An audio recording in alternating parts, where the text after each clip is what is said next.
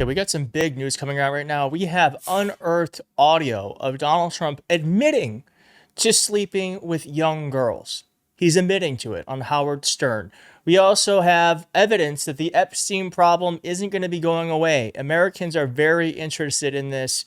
And we also have some clips from Tucker Carlson, who was surprised that Donald Trump lied. I don't know why you'd be surprised. Donald Trump lies. He lies all the time. First, let's get into this clip about Epstein's reaction, of the problem that Epstein is for Trump and how it's not going away. Jessica, last weekend we spoke about it. Interest in the Epstein files and the Epstein case is sky high, and the American public does not trust what the government is selling them. What are we talking about here? Is the government hiding Epstein's alleged client list? Get this, 69% of Americans agree that the federal government is, in fact, hiding Epstein's alleged client list versus just 6% who say that they are not. And get this, a majority of Republicans and Democrats do, in fact, agree on this issue that the government is hiding Epstein's alleged client list. You can never get a majority of Republicans and Democrats to agree on anything, but they do agree on this particular issue. And perhaps not so surprisingly, you get a plurality of Democrats and Republicans agreeing that they are dissatisfied with the amount of information that the government has released so far. What are we talking about this? Well, we're talking about, if we look at Republicans and independents who lean Republican, 43% are dissatisfied with the amount of information released so far, compared to, get this, just 4% of Republicans who are in fact satisfied with the amount of information released so far by the federal government when it comes to the Epstein case. And we look over here on this side of the screen among Democrats, get this, 60% of Democrats and independent leaning Democrats are in fact dissatisfied with the amount of information released so far. And get this, just 3% of Democrats are in fact satisfied so far with the amount of information released. Now you see this, you see that the plurality of Republicans are dissatisfied. So how is it impacting President Trump's overall approval rating? Well, get this, because this one was a bit of a surprise to me, Jessica. Look at this. Republicans who approve of the job that Donald Trump is doing.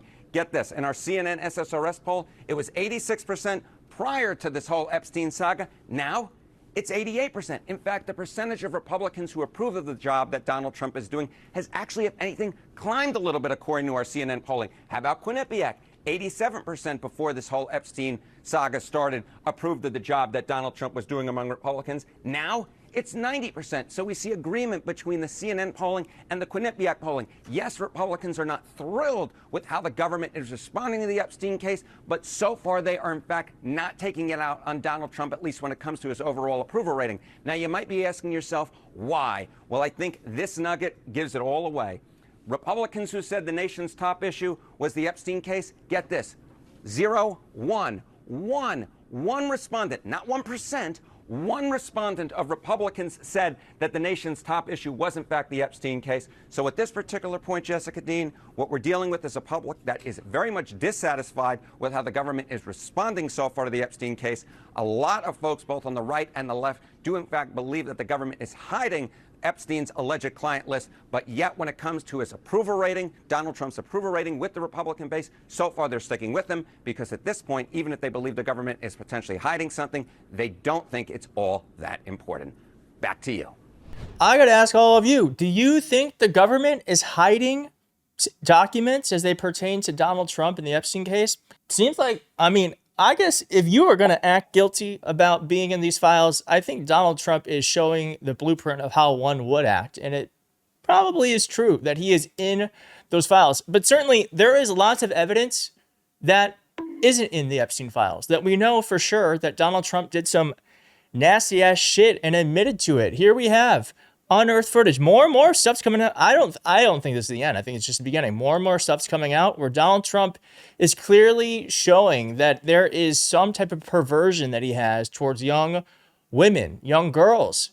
Here's this clip.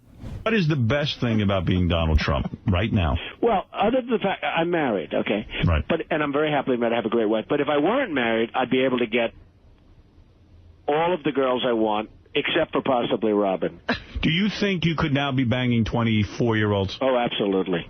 I have no trouble. Would you do it? I have no problem. Yeah, do you have an age limit, or would you? No, I have no age. I mean, I have an age. I don't want to be like upper bracket, Foley with 12-year-olds. Can I make a prediction for you? Yes. Did you hear that? He says he would stop at 12 years old. That's his limit. that he would sleep with anyone below that age. I believe him. I believe him. Disgusting. Absolutely disgusting. And this is just more proof that there is some there. And we also saw, of course, that letter from the Wall Street Journal where Donald Trump said that he shared secrets with Jeffrey Epstein. It doesn't seem like it was much of a secret, but I think we all know what he was talking about now. And I am just completely disgusted. I'm disgusted that this is our president. It's just appalling. It's appalling, but we're not going to let up. We're not going to let up. And we're also not going to let up on this, where Donald Trump, because he doesn't know how the hell to govern, we're experiencing a record high in food prices. Wolf new this morning, more soaring prices at the grocery store, but it's not eggs draining your wallet this summer. The Department of Agriculture says the cost of beef is hitting record highs across the country. Let's go to CNN business and politics correspondent Vanessa Yurkevich. Vanessa, break down these numbers for us. Yeah, the last time that Americans may have noticed sticker shock at the grocery store was when eggs were at record prices. Since then, they have come down because the avian flu, which was killing millions of birds, has been contained and supply is now back up. But it's a different story for beef. Just look at prices since January, up 9%. And beef is retailing at the grocery store for on average $9.26 a pound. And that is a dramatic increase since the beginning of the year.